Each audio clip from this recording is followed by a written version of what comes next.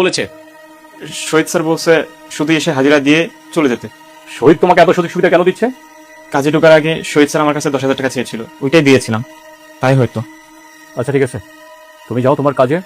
আগামীকাল ঠিক 11টা বাজে তুমি চলে আসবে আমার অফিসে। আচ্ছা ঠিক আছে, যাও। এই ছেলে, এই তোর এখানে বসাইছে কেটা? আর তোর চাকরি দিচ্ছে কে? এই ছেড়ে মানে কি ব্যবহার ঠিক করেন না? আমার কি নাম নাই? আমার চাকরি যে দিছে আপনাদের কোম্পানির যে কোনো একজন দিছে। দাঁড়া, তোর ব্যবস্থা আমি নিতেছি। আমার অজান্তে কি আমি চাকরি করস এইটা আমি দেখতেছি। শহীদ সাহেব, আমাদের চেয়ারম্যান স্যার আপনাকে এখনই দেখা করতে বললেন। চেয়ারম্যান স্যার আমাদের ডাকছে। জি জি জি, আচ্ছা তুমি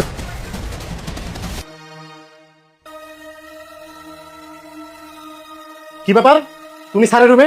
তুমি এখানে কি করো? তোমার কাজ করে কি? শহীদ সাহেব, ওকে আমি ডেকেছি। আচ্ছা ঠিক আছে, তা থাও। স্যার কেন ডাকছেন আমারে? এই ছেলে তো কালকে জয়েন করেছে। হ্যাঁ স্যার। ও কি কোনো কাজ জানে?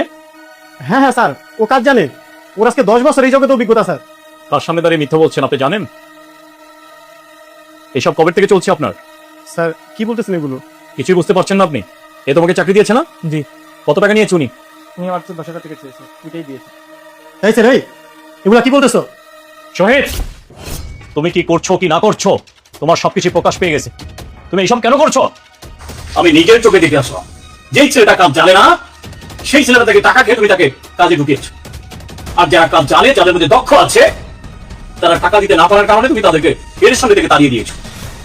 তুমি যেসব করছো, কত বড় নিকৃষ্টমূলক কাজ করছো তুমি কি জানো?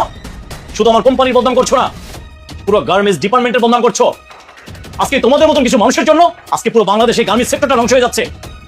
আপনার মতন একজন মিথ্যাবাদী, প্রতারক, ঘুষখোর আমার কোম্পানিতে থাকবে, সেটা কোনোদিন আমি বরদাস্ত করবো না। কালকের পর থেকে যেন আমার ফ্যাক্টরির আশপাশে যেন আপনাকে না দেখি।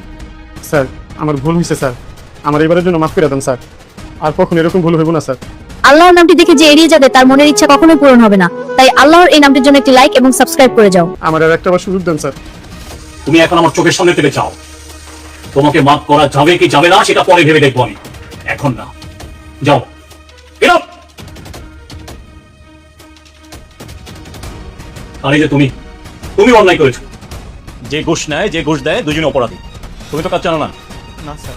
2 দিন ডিউটি করেছো, 2 দিনের টাকা অ্যাকাউন্ট থেকে নিয়ে চলে যাও। স্যার আমার মা খুব অসুস্থ, আমার মায়ের চিকিৎসার জন্য 10,000 টাকা রেখেছিলাম, সেই টাকা দিয়ে এই চাকরিটা নিয়েছি স্যার।